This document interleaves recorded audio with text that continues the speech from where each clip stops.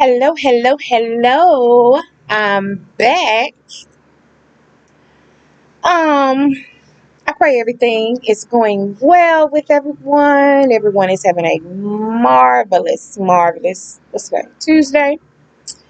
Um, and everything that you prayed for, whether it was to remove someone out of your life or to bring someone into your life, that Father heard you, and He's going to do exactly what He needs to be done.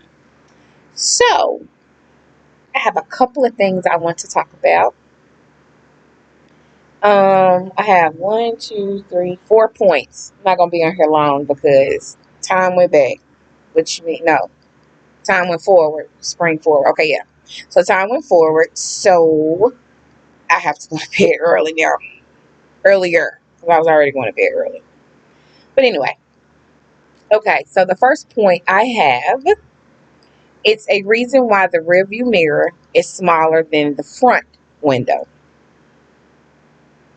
So just to elaborate on that, I had a conversation. My lamp literally just went off. Um, Let me see if I could pause it and turn another light on.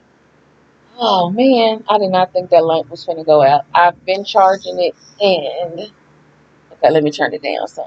Let me see if I can turn it down. No. Okay. If I leave it up that high, it's gonna go off because I charged it. Oh wait, it's too dark. Too dark. Too dark. Too dark. Hold on. Turn it off. Turn it down. Okay. Okay. Okay. Apparently, and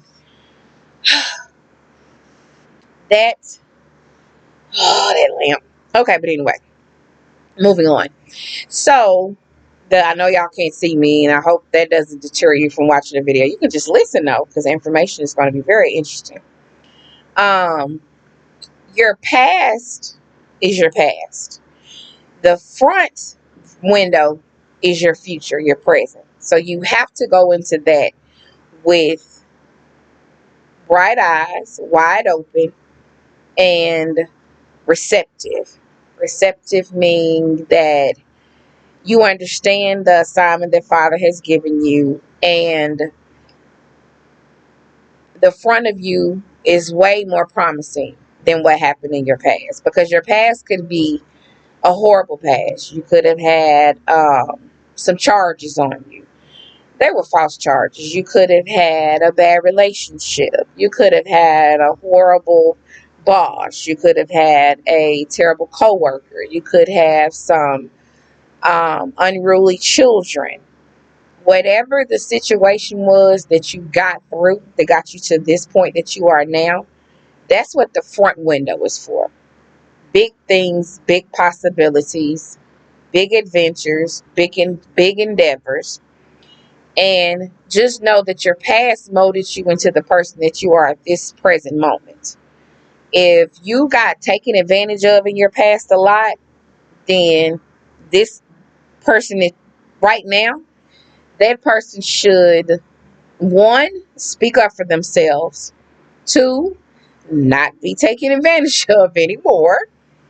Um, and three, stand your ground. I know the famous thing is stand on business, but no, stand your ground. Let your no mean no and your yes mean yes. That way, your past won't present itself again and repeat itself in your future. Anything that's in your rear view mirror shouldn't be in your front view. You see what I'm saying? You should have learned from whatever happened in your past, whether it was a good one or whether it was a bad. It could have been the best relationship you ever had, and the person died, and you're no longer in the relationship. So going forward, you looking, well, I don't want to love no more, and I love, and Father took him from me or took her from me, and I just don't think it's fair. It's so hard to find a good man, good woman. Whatever your situation is, just know that your future should always be a learning experience from your past. So anytime you look in your rearview mirror and you see road rage, I give road rage for an example. When Someone cut you off on the freeway street or Clubhouse. I don't know. Some people may travel from Clubhouse like Spider-Man. Joking. Um, and you can drive past that person. When you drive past that person, do you stare at them? I used to. Do you flip them off? I've never done that.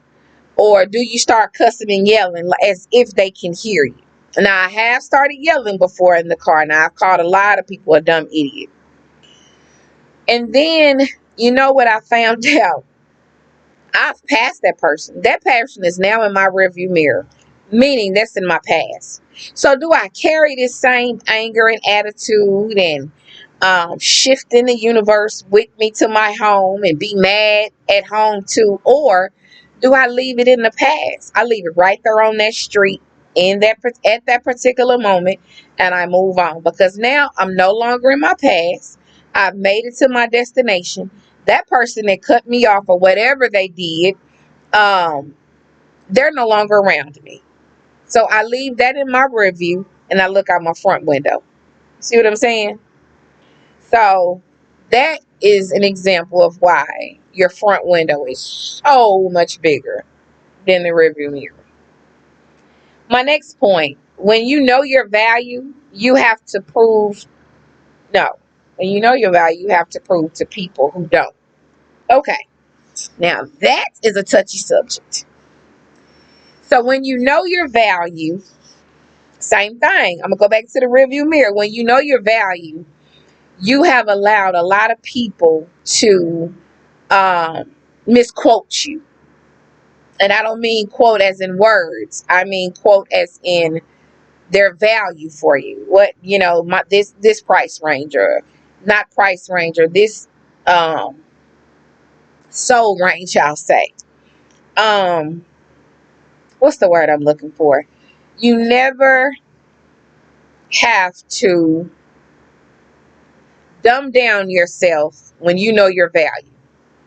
If you're the smartest person in your group, I heard someone say that. I can't remember who. I wish I could tell y'all who said it, but I've heard it a lot. When you're the smartest person in your group, you probably should find another group. Because the group of friends that I have, I don't want to be the smartest person in the group. I don't want to be the dumbest, but I definitely don't want to be the smartest. It's okay if I'm the smartest, but I want like minds around me. Like, for example, who wants to, if, let me give a good, I was going to give the wrong example. Well, not the wrong example. I don't want to offend anyone. Let's just say, okay, like-minded people around you. When you know your worth and you know your value. When you know your value, and let's just say you're a truck driver. If you're a truck driver and you know you bringing in all this money from being a truck driver, you know you got to pull over, and you know when you get at the end of your route and you drop whatever your um, load is and you go back home and you see your home and your home is lavish, it's everything that you wanted. That's what you picked, right? Your value is the same way. You pick who you want to be around and you pick who you want to be with. Now, if you get someone who's a mechanic makes a lot of money. Trust me, because I've had two mechanics and one of them I paid a lot of money to, like seriously, because I had an older car. I love that car though. I never wanted to get rid of it. But anyway, um, so a mechanic can go home and he's worked on cars all day and he's used to his hands being oily.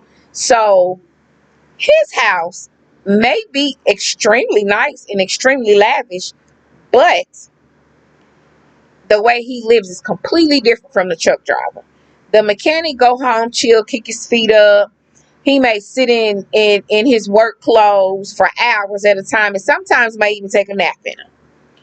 But however, the truck driver, he will go and he, as soon as he get off the road, he'll go and he'll relax, and he knows his worth and his value. So he is basically, they're different but they're the same.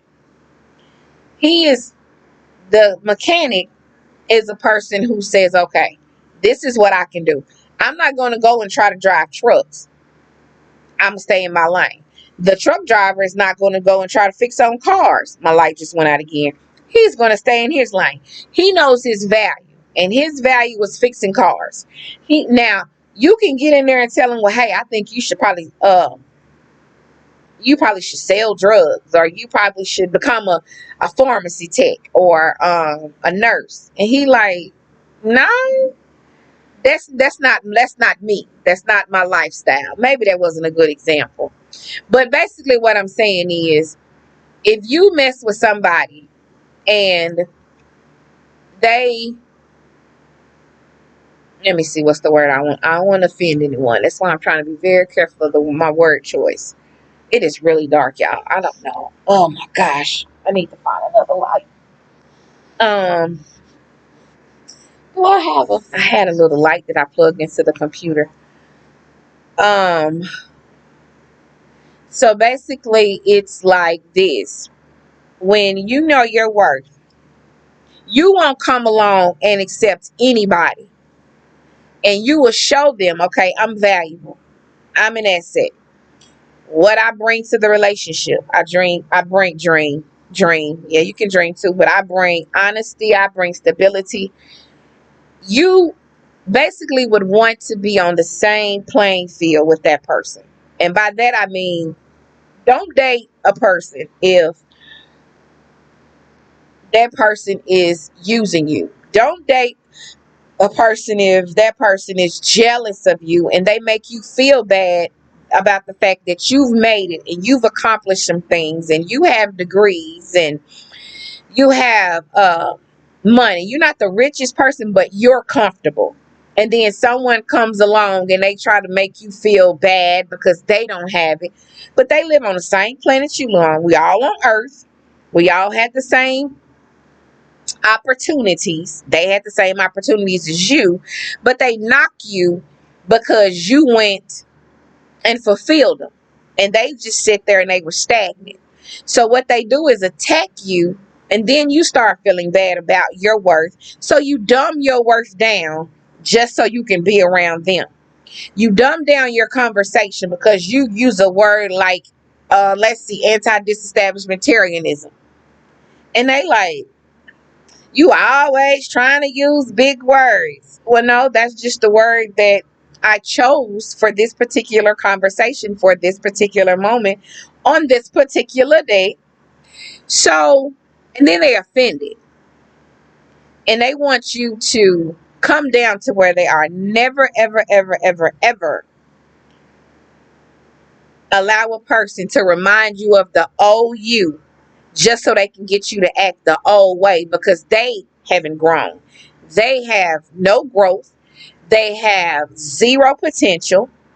They are affecting your life in a way that you was like, oh my goodness, I was better off not even talking to you. That could be a friend.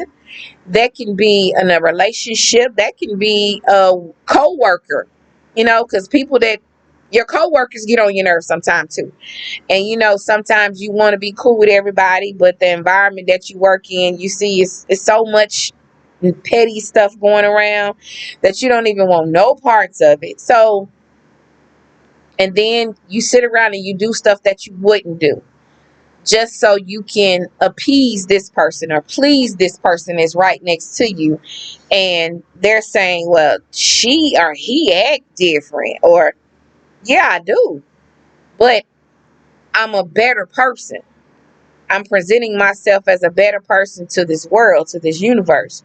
So I don't see a problem with growth as long as it's growth in the right direction. And if you don't know what direction you need to grow in, guess what? I know somebody who does. I know somebody who you can talk to all the time. No matter what time of the day it is, no matter what time of the night it is, they're always available. So don't let people steal your worth. Keep your worth and remind them of it. Oh no, that stuff I used to do about when I was 18 and 19, and you're 45 and you're still doing it. Oh, you're 32 and you're still doing. Oh, so as an adult. What did you learn? Because that's petty. You keying people car. I'm not saying I know anybody who did this. I'm just giving an example because I see it on YouTube all the time. You keying people car, and I saw one video where a girl. I know y'all probably saw it. I saw one video where this girl tried to set somebody's car on fire. I think she poured gasoline in it. I want to say she put gasoline in it, and then when she threw the match in there, it blew up, and it blew up in her face. And it was the most dangerous thing I think I've ever seen via on my computer screen or my telephone. I was watching it on my phone, and I just thought that was really, really dangerous. And what headspace were you in for you to think that this would be okay? But like I said, don't allow anybody to taint your worth. Remind them, oh, no, that's stuff I used to do. You can tell them. And if they offended, oh, you think you better than us? Well, if that's the stuff you're doing now and I did that when I was 18 or 19, then yeah, I think I am. And it's okay to tell them, yeah, I think I am. But if you don't know the areas where you need to grow and pray and ask Father, I promise, He will definitely tell you, oh, this stuff you need to stop, or this stuff you're doing great at. And don't always think the conversation with the Most High is a bad one. Don't always think the conversation is going to be a chastising conversation. Because I've heard a lot of people say, well, I don't want to talk to God. Some people call him God. Some people call him Yeshua. Some people call him Yahweh. I've heard a lot of people talk it's because I feel like I'm being judged. Well, you are. But don't let that deter you. Because one thing I know about Father, He's not going to bash you. He's going to still love you. Still love you. He kicked Lucifer out of heaven and He gave him this entire kingdom. This universe is His to dwell. And look, He took so many angels with Him. But He still had love for him and gave him still a kingdom. Because he wanted to be equal to Father. And that's never going to happen. So just remember, anytime, I don't care if you driving and somebody has cut you off, if you can, just start talking to Father right there. And don't even entertain them. Just start talking. Don't close your eyes. Don't never close your eyes when you're driving. Ever, ever, ever. Pull over if you're able to. If you're on a highway, just get off the highway. If you're on the street, go to a parking lot. Just pull over and just talk to them. Because, baby, when I tell y'all, I have literally had conversations with Father where I've started crying in the midst of driving and could not see hardly a thing in front of me. And for some reason, when I talk to Him at night, that always happens. Well, not always. It happens more frequently than not. So I know how that is. So you always have to pull over. And I'm thankful that I always had a way where I can just get off the street and just go park and just continue my worship and continue to give Him my praise. And when that moment passes and then I can start back driving again with clear eyes, then I do that. But it's never a cutoff time. It's never too early, and I promise you it's never too late. But never, ever, ever let anybody tell you that your worth is affecting them in their life. No, it's not. And this one is going to be short and simple. I really don't even have to go into an explanation for it. But if your absence doesn't bother them, then your presence didn't mean anything. Oh, baby. I think I saw that. Oh, did I see that on Pinterest? I think I seen it on Pinterest. And I actually was in a situation like that. And I was like, this person don't care if I'm their friend or not. Like, seriously.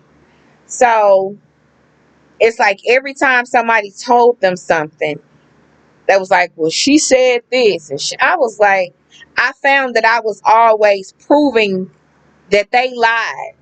And I kept proving that they lied repeatedly until I said, wait a minute. Why is it that I always got to prove that they lied? I've proved it several times already. But they don't never have to prove they friendship to me. They genuineness of the friendship to me. Like, and I said, you know what, Father, I'm tired. And I prayed for Father to remove them out of my life if that was going to be an ongoing thing where I had to constantly prove, no, I didn't do that. No, I didn't say that. Why would you believe this person over me anyway? And you've known me longer. Or I don't even talk to this person. So how would this person get this type of information? Well, guess what? Every time I went to go clear my name, the person backpedaled and was like, oh, no, she didn't say that. I was talking about somebody else. Or, oh, no, she was in the room, but she was quiet. Or she was asleep, and the other person was the one. And then they'll come back and say, oh, my bad. Yo, bad? You were big mad. Like, hold on. I got shine a light on my face. Because this was serious. Uh Big mad. You understand? Big, big mad. But I'm not supposed to have feelings. I'm not supposed to say, okay, enough is enough. And when I clear my name, they're so apologetic. Like, so, oh, well, not take that back. Not apologetic. They're so, what's the word I'm looking for? They look stupid. I ain't finna even sugarcoat that one. They look stupid. And then I got tired of proving that I was a friend and that person wasn't a friend to me. So I'm sitting up there like, wait a minute, you know what? Why? This is one-sided. Yeah, I'm not signing up for no one-sided stuff no more. Even a contract gives you something from it. They do a service, and they guaranteed the money, and that you're guaranteed the service. So, and I just decided, yeah, I'm pretty done with that one. So in the midst of me saying I'm over it, we don't have to be friends, because they weren't my friend. Found that out. They weren't my friend. I was their friend. So when I removed myself, everything was cool. They didn't seem bothered by it. So then, but when when they needed somebody to talk to, or when they needed somebody, for whatever, it could have been just for a shoulder to cry on, for them to just pour their heart out, vent, something happened, and they just want to tell me, a real person, about their day, whatever. Then when you realize, oh, I'm moving different. Oh, well, they want to call more. They want to come over. No, I can't have company. Nope. Mm-mm. My house locked down for the night. I don't even have a key.